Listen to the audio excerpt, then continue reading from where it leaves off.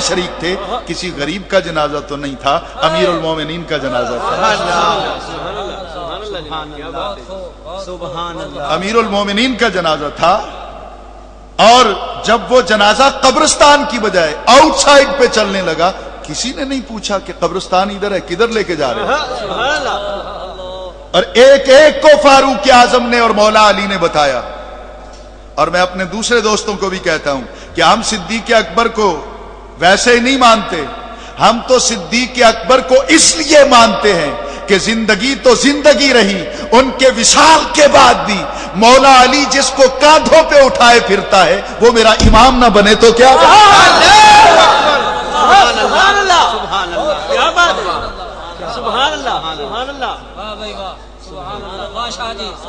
اب حضور توجہ سے میری بات کو سنیے گا. تو صدیق اکبر یہ وصیت کر کے گئے کہ نہیں؟ اگر یہ وصیت غلط ہے, گھڑی ہوئی ہے اور اس کا کوئی سر پیر نہیں ہے اور بالکل بے سر و پا اس میں باتیں ہیں کہ میرا جنازہ وہاں رکھ کے اجازت مانگنا, اگر یہ بالکل من گھڑت ہے تو جلا دو چوراستے میں رکھ کے جمال الاولیاء کو, جو مولانا اشرف علی تھانوی تھانوا بھون والے نے لکھی. آپ کے اکابر علماء میں سے ان کا نام آتا ہے, انہوں نے اپنے قلم سے لکھی, اس کا تذکرہ انہوں نے بھی کیا. اور جمال الاولیاء میں تو بات اس سے بھی آگے چلی گئی. حضرت فاروق اعظم خلیفہ بنے, لشکر تیار ہوا جنگ پہ جانے کے لیے. حوصلے سے بات سنیے گا نا, صحابہ سے لوگ محبت کے بڑے دعوے کرتے ہیں. میں نے تو کہا ہے کہ کوٹ میں آ جائیں. میں نے انٹرنیٹ پہ 40 ممالک میں پچھلے 2 برس سے کہہ رہا ہوں, آئیے کسی کوٹ کے اندر تم بھی ثابت کرو, ہم بھی ثابت کرتے ہیں کہ صحابہ کے عقیدے جیسا عقیدہ ہمارا ہے کہ تمہارا ہے.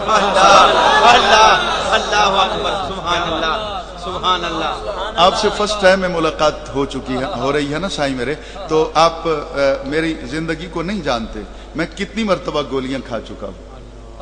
میری گاڑی پوری کی پوری تباہ ہوتی رہی. آج سے 3 برس پہلے تباہ شدہ گاڑی میرے پاس اس وقت بھی آن دی ریکارڈ کھڑی ہے. کورٹ میں گئے, ان سے پوچھا گیا, وہ پکڑے گئے کہ کیوں تم نے گولی چلائی, وجہ اس کی کیا تھی. انہوں نے کہا جی ہمارے اکابر نے کہا کہ اس کی زبان بند کر دو, یہ ہمیں تنگ بہت کرتا ہے. میں نے کہا ایک کی زبان بند کرو گے, یہاں تو گھر گھر میں یا رسول اللہ,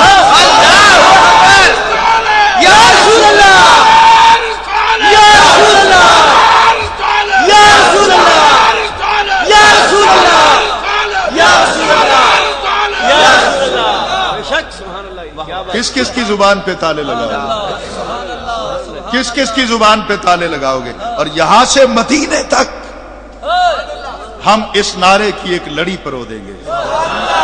اور ماضی میں 1427 برس کی ہسٹری اٹھاؤ, کھنڈا موڑ سے لے کر روضہ رسول کے دروازے پر مولا علی کی زبان پہ بھی یا رسول اللہ کی صدا تھی, اور فاروق اعظم کی زبان پہ بھی یا رسول اللہ کی صدا. یا نبی یا نبی یا نبی یا نبی یا نبی یا نبی یا نبی یا نبی. حضور والا فاروق اعظم امیر المومنین بن گئے. لشکر تیار ہوا جنگ پہ جانے کے لیے. امیر المومنین کی حیثیت سے آپ نے لشکر کا معائنہ کیا. 500 افراد پہ اپنا لشکر کے اپنا حصے بنائے گئے اور ان کا ایک ایک سالار بنایا گیا. ہر سالار کے ساتھ اس دستے کو امیر المومنین کے سامنے سے گزارا گیا. آپ دیکھ دیکھ کے خوش ہوتے رہے. آپ نے کمزوروں کو بھی دیکھا, بیماروں کو بھی دیکھا, ان کے جذبوں کو بھی دیکھا. ہر کوئی خوشی سے جان دینے جا رہا تھا. چلتے رہے, یہ دستے آپ کے سامنے سے گزرتے رہے. ہزاروں کی تعداد کا لشکر ہے. ایک دستہ گزرا, فاروق اعظم نے منہ ادھر کر لیا. یہ قرآن پاک میرے ہاتھ میں ہے, غلط ثابت کر دیجئے. جمال الاولیاء میں واقعہ نہ ہو, آپ ایک کال کریں گے, کوئی کرایہ نہیں لوں گا, اسی چوک میں آؤں گا, میرا قتل معاف ہے, میرے ورثہ صاحب فیار درج نہیں کرائیں گے. اگر آپ کے گھر میں آپ کے حکیم الامت نے یہ واقعہ لکھا ہے, جھوٹا ہے تو ان پہ فتویٰ لگاؤ, سچا ہے تو ہمیں جواب دو. اگر سچ اتنا ہی ہے جو تیرے گھر میں بھی بول رہا ہے تو ہم پہ فتوے کس بات پہ لگا. اب سنیے گا, فاروق اعظم نے, حضور والا فاروق اعظم نے منہ پھیر لیا. دستہ پیچھے ہٹا دیا گیا، دوسرے گزرنے لگے، تھوڑی دیر کے بعد ان کو پھر لائن میں لگایا گیا، فاروق اعظم نے پھر منہ پھیر لیا، 3 مرتبہ ایسا ہوا۔ مولانا اشرف علی تھانوی صاحب، میں بازاری زبان استعمال نہیں کرتا، ان کے اکابر ہیں، میں ان کے دل کو توڑنا نہیں چاہتا ہوں، چلو میں نہیں مانتا، وہ تو مانتے ہیں۔ مولانا محمد اشرف علی تھانوی صاحب نے لکھا ہے اس کو، اور سنیے، میں آج احترام سے نام لے رہا ہوں، اگر میرے اکابر کے خلاف بد زبانی کی گئی تو ہم بھی منہ میں زبان رکھتے ہیں۔ مجھے بھی 27 برس ہو چلے ہیں اسٹیج پہ، میں بھی بہت سی زبانیں بولنا جانتا ہوں، لیکن بولتا نہیں ہوں، اس لیے کہ یہ منبر ہم نے صرف زہرا کے بابا کے نام پہ وقف کیا۔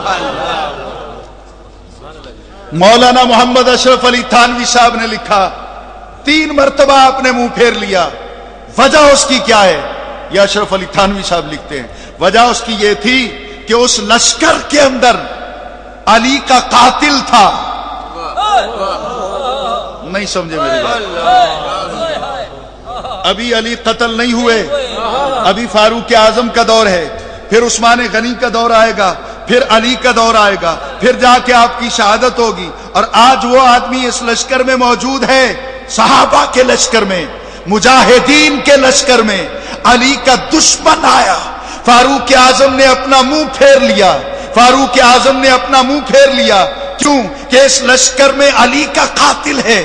پتہ نہیں اس وقت تک یہ زندہ بھی بچے نہ بچے، اس کی موت آ جائے، عمر کو کیا پتا؟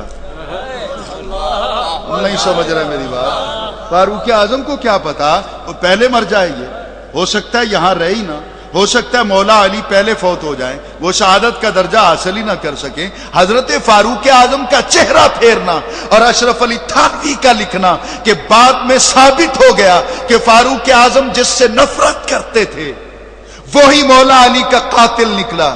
میں پوچھ سکتا ہوں کہ اتنے برس پہلے فاروق اعظم کو پتہ چل گیا کہ علی کا قاتل کون ہے، یہ علم غیب نہیں تو اور کیا ہے، جس کے غلاموں کو اتنے برس پہلے خبر ہو سکتی ہے، آقا کو خبر ہی نہیں ہو سکتی۔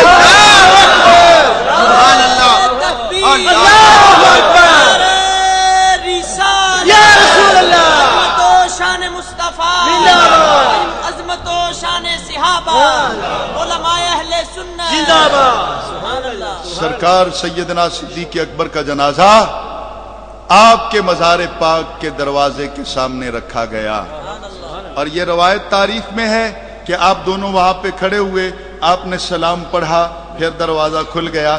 اگر میں تھوڑی سی تفصیل اس کی بیان کر دوں، ہاضمہ اگر جواب نہ دے جائے تو تفصیل اس کی کیا ہے؟ جنازہ رکھا گیا، دروازہ نہیں کھلا، فاروق اعظم کھڑے ہو گئے جا کے در پہ، دروازہ نہیں کھلا، مولا علی جا کے کھڑے ہو گئے، دروازہ نہیں کھلا۔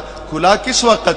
جب انہوں نے پڑھا صلی اللہ علیہ یا رسول اللہ، صلی اللہ علیہ یا رسول اللہ، جب یہ سلام پڑھا پھر دروازہ کھلا۔ میرا خیال ہے کہ قیامت تک نبی نے اپنے مزار میں رہ کر اپنی امت کو پیغام دے دیا کہ تیرا بھی کوئی دروازہ اگر بند ہو چکا ہے، کاروبار کا، اولاد کا، شفا کا، تیرا بھی اگر کوئی دروازہ بند ہو چکا ہے، سلام پڑھنا تو شروع کر دے، دروازہ جانے مدینے والا جانے۔ انہوں نے سلام پڑھا، دروازہ خود کھل گیا، قفل کھل گیا، کنڈا کھل گیا، دروازہ کھل گیا۔ اندر سے آواز آئی، میری نہ سن، مولانا اشرف علی تھانوی صاحب کی سن۔ اندر سے آواز آئی کہ یار کو یار کے پاس لے آؤ۔ حضور والا، وہ آواز کس کی تھی؟ اگر آواز کسی غیر کی تھی تو حضرت سیدنا فاروق اعظم روئے کیوں؟ مولا علی روئے کیوں؟ صحابہ کی ہچکی کیوں بند گئی؟ تو سرکار نے یہ پیغام دے دیا، اور حضرت صدیق اکبر نے، باقی مسائل تو عرض کروں گا، آپ نے ایک محبت کا پیغام دے دیا، آپ نے ایک محبت کا پیغام پوری امت تک کنوے کر دیا کہ دیکھو، غلام بننا ہے تو میرے جیسا بننا، مرید بننا ہے تو میرے جیسا بننا۔ صدیق اکبر نے ثابت کر دیا، سچا غلام، سچا مرید وہی ہوتا ہے جو جیے تو مرشد کے در پہ، مرے تو مرشد۔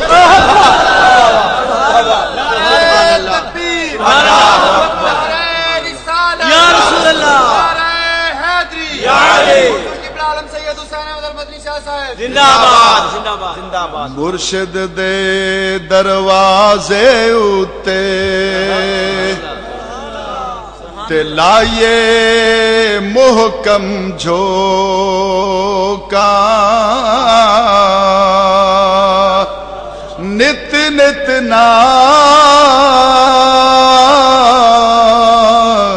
نویں پیر بنائیے تے وانگ کمینے لوکا تیرے اور میرے مرشد سیدنا صدیق اکبر سب کہہ دیجئے رضی اللہ عنہ. جو ناراض ہیں وہ نہ کہیں، جو راضی بیٹھے ہیں وہ تو اونچی آواز سے کہیں. تو پھر آپ کا عقیدہ اپنا لیجئے نا. آپ نے کون سا عقیدہ پیش کیا؟ فاروق اعظم کا. تو میں اس طرح چلوں گا تو بات لمبی ہو جائے گی. تو الناس 3 جگہ پہ ہے. اس کی ڈیفینیشن کس نے کی؟ نبی پاک میں. بولتا وہ ہے، کلام اس کا ہے، وضاحتیں یہ کرتا ہے. سبحان اللہ.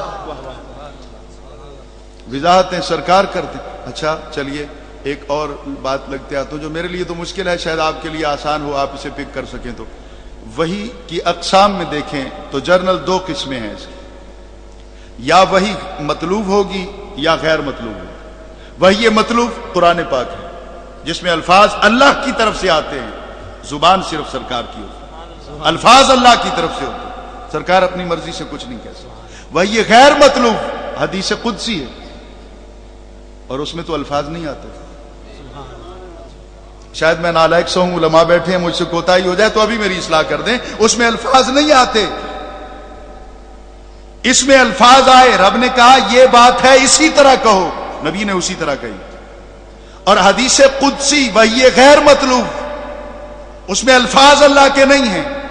یہ الفاظ اللہ کے نہیں ہیں تو پھر کیسے نبی بیان کرے گا؟ میں حضرت صاحب کی خدمت میں حضرت کی خدمت میں عرض کرتا ہوں، حضور جو میں چاہتا ہوں بیان کر دیں. یہ مجھ سے پوچھیں گے نہیں کہ آپ چاہتے کیا ہیں؟ پوچھیں گے نا، مجھ سے پوچھیں گے نا کہ آپ چاہتے کیا ہیں، آپ کی طرف سے ہم کیا کہیں. تو اگر میں چپ کر کے بس جو میں چاہتا ہوں بیان کر دیں، ہمیں کیا بیان کریں، ہم تو جانتے ہی کچھ نہیں. اور اگر میں بتا دوں تو الفاظ آ گئے نا، پھر غیر مطلوب تو نہ رہی، پھر تو الفاظ آ گئے. اگر میں نے بتا دیا تو الفاظ تو میرے ہو گئے، پھر تو صرف آپ نے اس کا اعلان کیا. تو وہ تو ہے قرآن جس کے الفاظ آئیں. حدیث قدسی میں الفاظ نہیں آتے. رب کہتا ہے محبوب جو میں چاہتا ہوں بیان کر دے. اگر وہ الفاظ بیان کرے تو غیر مطلوب وہی نہ رہی، پھر تو الفاظ آ گئے. اور الفاظ بیان نہ کرے اور نبی سے کہہ دے جو میں چاہتا ہوں آپ بیان کر دیجئے، جو میرا ارادہ ہے بیان کر دیجئے. الفاظ نہیں آئے، کلام نہیں آیا، نبی نے بیان کر دیا. رب نے اعتراض نہ کیا، محدثین نے اعتراض نہ کیا، صحابہ نے اعتراض نہ کیا، تابعین نے اعتراض نہ کیا، شارحین نے اعتراض نہ کیا. اس کا جو ارادہ تھا مدینے والے آقا نے بیان کر دیا، اس کے بتائے بنا، اس کا ارادہ اس کی عطا سے میرے نبی نے بیان کر دیا. تو مجھے یہ کہنے کا حق نہیں جو اللہ کے ارادوں کو جانتا ہے تیرے ارادوں کو نہیں جانتا.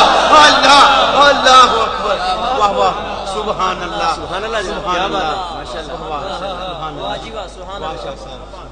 مثل الذین ينفقون اموالهم فی سبیل اللہ، مثال ان لوگوں کی جو اپنے مال اللہ کے راستے میں خرچ کرتے ہیں. کمثل حبۃ، اس دانے کی مانند ہے، انبتت، جس کو اللہ تعالی اپنی شان رحمت اور قدرت کاملہ کے تحت زمین سے اگاتا ہے.